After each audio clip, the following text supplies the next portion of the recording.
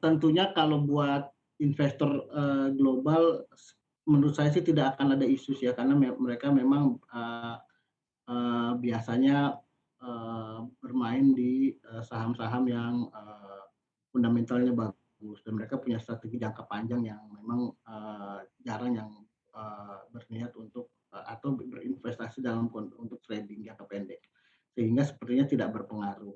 Nah mungkin yang seperti saya sampaikan, di awal, key key point-nya adalah ketika bursa membuat policies menurunkan jumlah saham dalam satu lot, bagaimana, ini bisa menarik, new investor yang besar gitu ya, sehingga yang tadi paham dikhawatirkan adanya resiko inefisiensi tidak terjadi di tempat kami.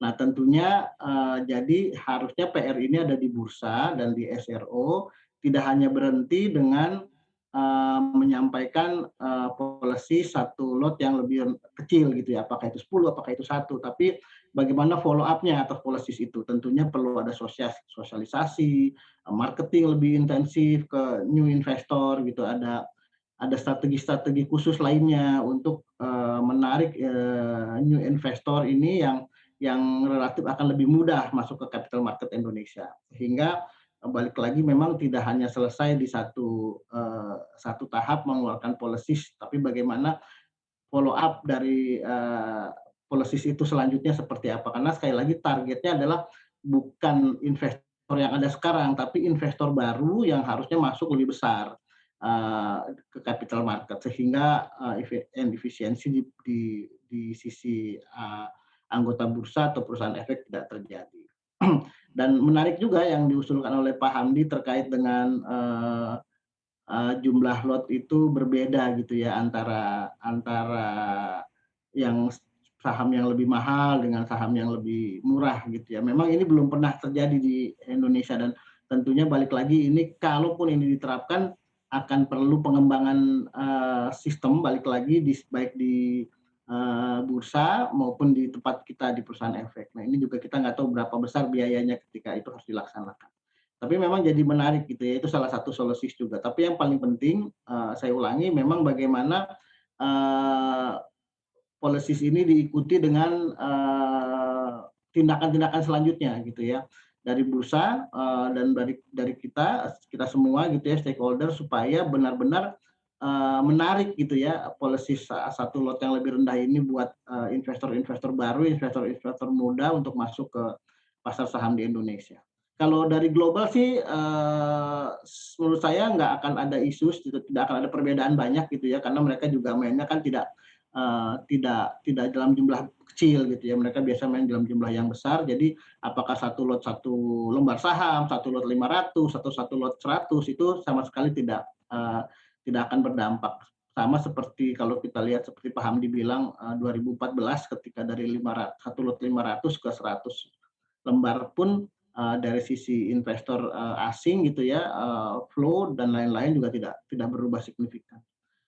Mungkin begitu, Mbak Ana. Baik Pak Heru, kita akan beralih lagi ke Pak Hamdi. Pak Hamdi, ini kalau kita melihat bila saham-saham ini akhirnya terlihat lebih murah atau bahkan sangat murah di mata investor global, apakah masih akan tetap menarik minat dari investor asing? Seperti Pak Heru tadi sampaikan, saya kira untuk investor asing tidak tidak begitu masalah, tidak relevan ya pertanyaannya, karena buat mereka kan mau nih satu lot itu satu saham atau satu lot itu 500 saham, buat mereka kan nggak begitu penting. Yang penting nilai transaksi yang mereka lakukan. Menurut saya sih justru yang jadi isu di inefisiensi tadi ya.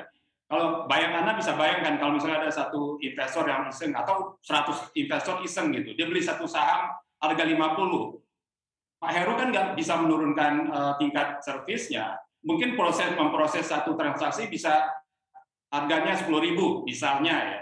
Sementara transaksi yang dilakukan oleh investor itu hanya Rp50 karena dia cuma beli satu saham yang harganya Rp50 misalnya. Bayangkan betapa besarnya inefisiensi nanti Pak Heru mungkin harus pulang tengah malam atau pagi kayak dulu lagi gitu. Karena untuk memproses demikian banyak transaksi. Tapi itu tentu saja dengan bantuan teknologi itu bisa dilakukan. Ana. Jadi kembali saya katakan isunya bukan di investor asing, investor global, karena mereka pun sudah terbiasa. Seperti di New York itu memang satu lot itu satu saham. Jadi bukan soal yang baru buat mereka. Justru di kita isu lebih ke inefisiensi tadi. Kalau karena harga beberapa saham di kita kan masih banyak yang gocapan, yang harga 50 gitu. Jadi kalau banyak investor retail yang transaksinya 1-2 lot saham yang harganya 50, bayangkan 50 rupiah atau 100 rupiah, sementara biaya untuk memproses satu transaksi kan tidak bisa diturunkan inline dengan nilai transaksi itu tadi. Itu saya kira tantangannya, Ana.